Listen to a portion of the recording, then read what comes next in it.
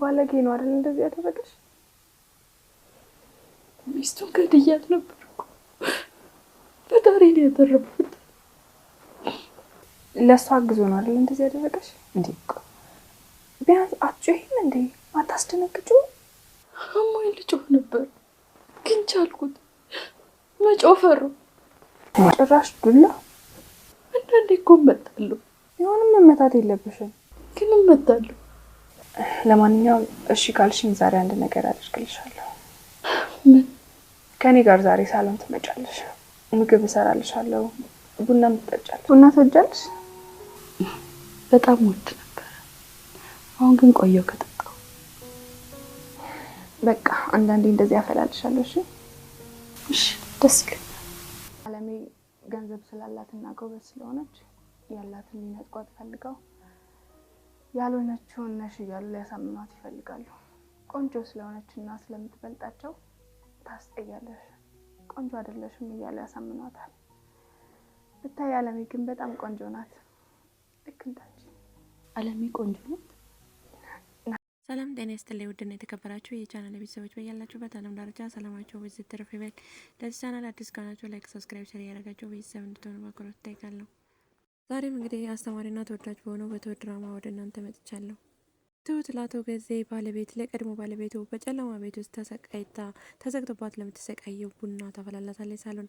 ታዲያ የአቶ ገዜ ባለቤት ምን ይፈራለሁ፣ ከዚህ አልወጣም፣ ከዚህ ከወጣሁ ያገኙኛል፣ ሊገሉኛልም ስትል ነበር።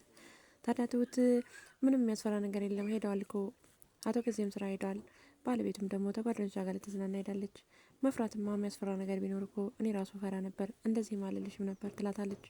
ታዲያ የአቶ ገዜ ባለቤትም ቡና ለመጠጣት ተስማምታ ወደ ሳሎን ትወጣለች። በሌላ በኩል እንግዲህ ናቲ ከአባቱ ጋር እጅግ ትልቅ ፍጥጫ ላይ ገጥመዋል። እንዲሁም ከቤቲ ጋር ማለት ነው። ቤቲ ደግሞ ከኔ ጋር እንግባባ፣ ከኔ ጋር እንስማማ፣ የፈለግከውን ነገር በእኔ በኩል ማግኘት ትችላለህ ትለዋለች። ታዲያ ቤቲ ማለት ነው ባለቤቷ ሳያውቅ ነበረ ከናቲ ጋር ተገናኝታ አንዳንድ ነገሮችን ማውራትን የምትፈልገው ማለት ነው። ታዲያ ነገሮችን ሁሉ ናቲ በሷ በኩል እንደሚያገኛቸው ልታስረዳው ነበር።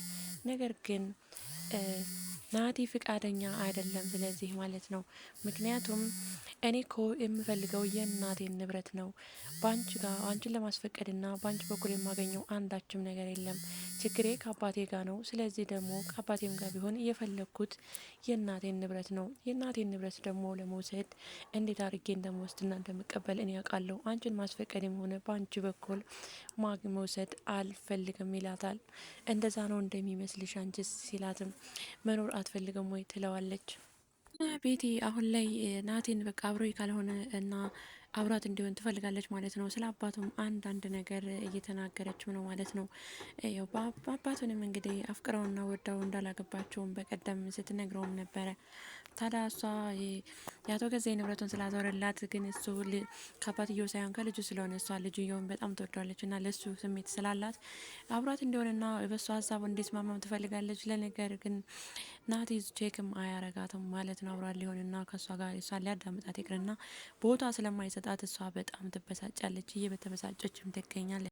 ታዲያ አቶ ገዜም በሌላ በኩል ይሄ ልጅ እየተመላለሰ ስላስቸገረን እየተመላለሰም ከዚህ ቤት ስለማይፋታንና ሲመላለስና በኋላ ባደረ ቁጥር የሆነ ነገር መፈጠሩ ስለማይቀር ስለዚህ የሚፈልገውን ያክል ገንዘብ ሰጥተን ከዚህ ቤት ማራቅ ነው ያለብን በማለትም በዚህ ሀሳብ ተስማምተዋል። ታዲያ አቶ ገዜም ከባለቤቱ ጋር ማለት ነው እንግዲህ ወደፊቱ ምን ማድረግ እንዳለባቸውና አለምዬንም ምን ማድረግ እንዳለባቸው እየተማከሩ ይገኛሉ። ማድረግ ያለባቸው እንግዲህ አለምዬን ማስወገድ ወይም ማጥፋት ስለሆነም በዚህ ሀሳብ ተስማምተው ይገኛሉ ማለት ነው። አቶ ገዜና ቤቲ ማለት ነው በዚህ ጉዳይ እየተማከሩም እያለ ታዲያ ቤቲ በጣም ግን እየተበሳጨች ትገኛለች። ወደ አለሜ ክላስ ትገባና አንድ ነገር ልጠይቅሽ፣ እኔ ምልሽ እዚህ ክላስ ማን ይመጣል ማን ይገባል ትላታለች። ታዲያ አለምዬም ከአንቺና ከአቶ ገዛኝ ውጭ ማን ሊመጣ ይችላል? አንቺና ገዛኝ ናቸው የምትመጡት ስትልም መለሰችላት። አዎ እኔና ገዛኝ ብቻ ነን ያለ ነው፣ ሌላ ማንም ሰው የለም፣ ማንም ሊመጣ አይችልም ትላታለች። ታዲያ ይህን ካለችን በኋላ በሩን ዘግታባት ሄዳለች። እያንዳንዱ ነገር የሚያወሩትን ትሁት እየሰማቻቸው ስለሆነ ምናልባት ትሁት ይህን ሁሉ ሲማከሩ ሰምታለች። አለምዬን እንደሚያጠፋትም ስለሰማች አለምዬ እንዳትጠፋ እንግዲህ ትሁት ብዙ ሚና ልትጫወት ትችላለች ማለት ነው። ነገር ግን እዚህ ክላስ ማን ይገባል ብላ እየተጠራጠረችም ትገኛለች ማለት ነው። ታዲያ ማንም እንደሌለ ከአቶ ገዛይና ከቤት ውጭ ማንም እንደሌለ እንግዲህ ናቲ ልጇም እንደመጣና ትሁት እንዳለችም አድርጋ ታነግራታለች ማለት ነው። ታዲያ በሩ ዘግታ ከወጣች በኋላ ማንም የለም ትለኛለች እንጂ ትሁት ሰው አይደለችም እንዴ? ትሁት አለች አይደል? እንዴ ውሸታም ናት፣ ቤት እየዋሸችኝ ነው ትላለች። ታዲያ ትሁት አለምዬ ጋር እየገባች ትሪት ስለምታደርጋትና አንዳንድ ነገር ስለምትነግራት ቤቲ በጣም ተናዳለች ማለት ነው። የሆነ ነገርም አለ፣ ይቺ ሴትዮ ነቃ ነቃ እያለች ነው፣ እንደ በፊቱ አይደለችም፣ አሁን ላይ ነቅታለች። ስለዚህ አንድ ነገር ማድረግ አለብንም ትላለች ማለት ነው። ታዲያ ቤትም የሚያበሳጫት ማለት ነው ልጅሽን ገለሸዋል፣ ያና መዳም ልጅሽን እኮ አንቀሽ ገለሸዋል ስትላትም እኔ ልጄን አልገደልኩትም ብላ ስትመልስላት እንዴት ይሄ ልትልልኝ ቻለች? ስለዚህ የሆነ ነገርማ አለ ብላ በጥርጣሬ በሀሳብ ተውጣ ትገኛለች ቤቲ ማለት ነው። እንደ ድሮ አይደለችም ይቺ ሴትማ፣ የሆነ ነገር አለ፣ የሆነ ነገር እማ አግኝታለች፣ እንዴት እንደዚህ ልትለይ ቻለች? እንደ በፊቱ አይደለችም፣ ነቃ ነቃ እያለች ነው በማለትም በሀሳብ ተውጣ ወይም በሀሳብና በጥርጣሬ ላይ ትገኛለች ወይዘሪት ቤቲ። ታዲያ አለምዬ ቆንጆ ያልሆነች ሴትና መጥፎ ሴት እንደሆነችና እነሱ እሷን ላይ ሸክም ሆናባቸው እንደሚያኖሯት ነውና የሚነግሯት። ታዲያ እሷም የምታምነው እነሱ መጥፎ ሰዎች እንደሆኑ ሳይሆን አቶ ገዜ ከነ ባለቤቱ መልካም ሰው እንደሆነ፣ እሷ ግን ስለምታጠፋ እንደዛ አቶ ገዜም የመታት ሚስቱን አንቃበት ወይም ልትገላት ስለነበረ እንደዛ ነው የሚሰማት ማለት ነው። ታዲያ ትሁትም አንቺ እኮ ቆንጆ ነች ስትላት ቆንጆ እኔ ቆንጆ አይደለሁም፣ ቆንጆ አይደለሽም እኮ ብላኛለች ቤቴ ትላለች። ታዲያ ቤቱም እኮ ያንቺ ቤት ነው ስትላት የኔ ቤት አይደለም፣ እኔ እኮ ቤት የለኝም፣ ለጅብ አውጥተው አለመስጠታቸውም ይችን ክላስም አንድ ክላስ መስጠታቸውም በጣም ነው ማመሰግናቸውም ትላለች። ታዲያ የእሷ ቤት ይሁንም አይሆንም ምን የምታውቀው ታሪክ የለም አለምዬ። ታዲያ ትሁትም ቆንጃጅት እንደሆነችና መልካም ሰው እንደሆነች እነሱ ደግሞ በጣም መጥፎና ገፊዎች እንደሆኑ በእሷ ንብረት ድልቅቅ እያሉ በእሷ ላይ እንደሚጫወቱም ታስረዳታለች ማለት ነው። ከጎኗ ሆና ይህንንም ልታስረዳት ትሞክራለች። ነገር ግን አለምዬ እነሱ በሚሞሏትን ነገር ነው የምታምነው። እሷ መጥፎ እንደሆነችና እነሱ መልካም እንደሆኑ ስለምታምን ትሁትን የመቀበል ትንሽ ፍቃደኛ አትሆንም ማለት ነው። ግን ትሁት ለማሳመን ትሞክራለች። ታዲያ እንግዲህ የአቶ ጊዜ ልጅም እየተመላለሰ የምፈልገውን ነገር ስጡኝ ይላል። ታዲያ እሱን ሲልም አቶ ጊዜ አንድ ጊዜ ወደ ውስጥ ትገቢልኛለሽ ወይ? እኔና አቶ ጊዜ የምናወራው ነገር አለ ይላታል ቤቴን። ከዛ አቶ ጊዜም ከሷ የተደበቀ ምንም ሚስጥር የለኝም ይላል። ኦኬ እንደዛ ከሆነ ጥሩ ይላል ናቲም። ለማንኛውም የጠየኳቸውን እንድሰጡኝ ነው የምፈልገው ይላል። ታዲያ እንደዛ ሲልም ተረጋጋ ሲል ነበር የመለስለት። እዚህ ቤትም አትመላለስም ሲለው ነበር። መመላለስ አይደለም የጠየኳችሁን ማሰጡኝ ከሆነ መመላለስ አይደለም እዚሁ ገብቼ ነው የምኖረው ሲልም አቶ ገዛ ይደነግጣል። ታዲያ ቤቲም በጣም ተደነግጣለች።